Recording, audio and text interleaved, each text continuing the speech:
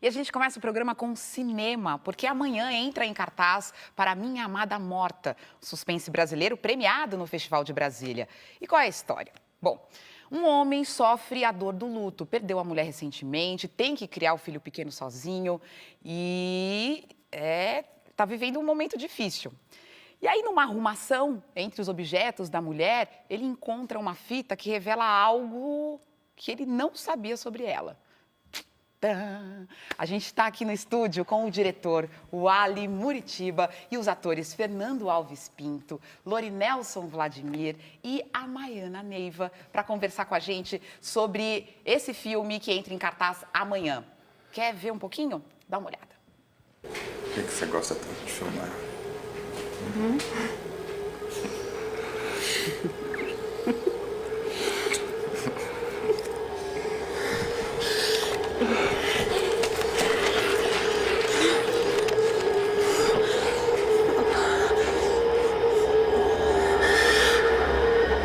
Você foi a melhor coisa que aconteceu na minha vida.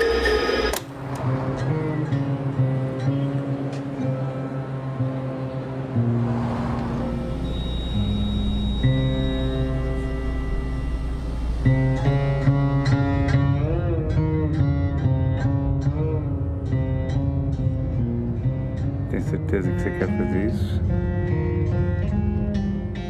Acho que você tá louco.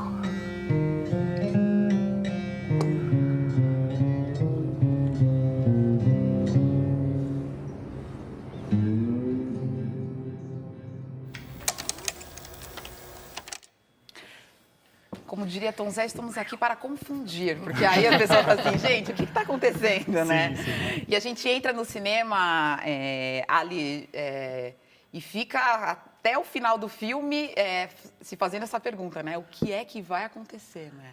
Eu acho que essa é uma das grandes experiências que eu posso experimentar no cinema, é justamente essa, de entrar para ver um filme e ser surpreendido a cada cena, a cada passo. E aí, quando a gente foi fazer o Para Minha Amada Morta, a tentativa foi fazer com que o espectador estivesse ali o tempo inteiro atrás da trama, tentando entender o que está acontecendo com esse personagem, tentando entender o que está acontecendo com o Fernando e tentando desvendar, afinal, qual será o resultado final Dessa história. dessa história, desse filme de amor e dor e perda e luto. A gente fala suspense, né? Mas é um filme... ele tem muitos gêneros ali juntos, tem. né? Ele pode ser considerado um thriller, um suspense, mas no fim das contas é um filme que está falando de amor e de dor, que são esses sentimentos que, sei lá, todos nós experimentamos uma hora ou outra na vida. O Fernando que faz o Fernando. E aí é um filme falando de amor, dor, de solidão, de traição, que você não fala muito. Que são todas as, né? É um filme que fala sobre isso, mas você mesmo. São algumas, muitas emoções ali contidas. É uma interpretação que me parece bastante desafiadora. É verdade. Quando eu li o roteiro, eu falei, uau, esse personagem é um dos personagens mais ricos que eu já fiz. Mas o que é interessante esse negócio de ser um suspense, que é um suspense porque você fica suspenso, você fica assim, sem saber como você vai cair, né? Porque o que acontece com ele, vingança, ódio, amor, isso são pedaços pequenos do tamanho do vácuo que, de repente, o personagem é jogado. De repente, ele perdeu a mulher, de repente, só que a segunda perda da mulher, ele perde, a mulher morre 2 vezes e perde ele.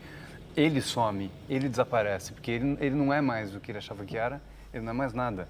Ele não sabe o que ele é. Então, Pois é. aquele vácuo que ele sente, ele fica tudo nos em primeiros suspense. momentos, ele parece um fantasma, na verdade, né?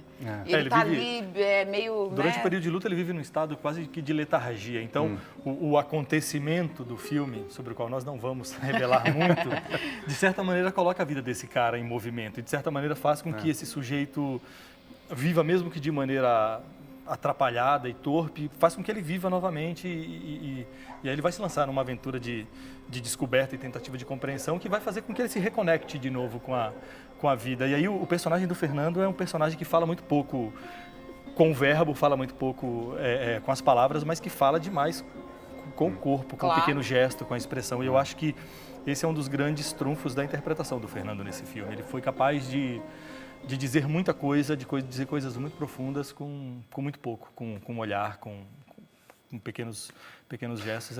Parabéns, Fernando. Fico muito orgulhoso desse menino nesse filme. Que legal. Pois é, e aí, a gente está falando desse tipo de interpretação. Eu não sei como eu chamo isso, gente. Não é uma interpretação mais contida, mais realista? Mais realista. Eu também não sei nominar, Eu também não sei nominar, né? Então, me ajudem nisso, funda, porque o seu talvez. papel também é isso. A gente vai descobrindo vocês e não tem uma cena que vai explicar quem é o seu personagem, não tem alguém que vai dizer o que é. A gente tem que estar no cinema e tem que estar na história para entender tudo. E para os atores? O lindo do roteiro do Ali é isso, é que tem muito espaço para esse subtexto, né? É. E o filme é quase todo informado por esse subtexto. Você Então, faz isso a Raquel, Raquel, a a esposa mulher. do Salvador, personagem do Lori. E o interessante para a gente como ator é isso, é brincar dessas coisas que estão embaixo e deixar com que elas venham à Atrás do tona. Acho texto. que elas que contam o filme também, mais do que... A gente está tentando. A metáfora é uma boa forma de tentar né, entender, né, explicar. Mas o roteiro ele propõe uma espécie de arqueologia, né? O Fernando é como se fosse um arqueólogo e o arqueólogo é muito delicado no seu trabalho. E as rochas, ou seja, o material a ser pesquisado também não se manifesta, né? Ele precisa ser descoberto. Eu acho que todo esse clima de um pesquisador delicado e de aqueles que são pesquisados e perscrutados de forma delicada geram e o espectador também acaba chegando nesse mesmo lugar de também muito lentamente ele vai descobrindo o que é que está acontecendo. Acho que isso tudo, o roteiro, o modo como a gente foi levado a compreender os elementos do filme geram essa sensação que você revela de que você muito lentamente vai descobrindo. O filme não diz.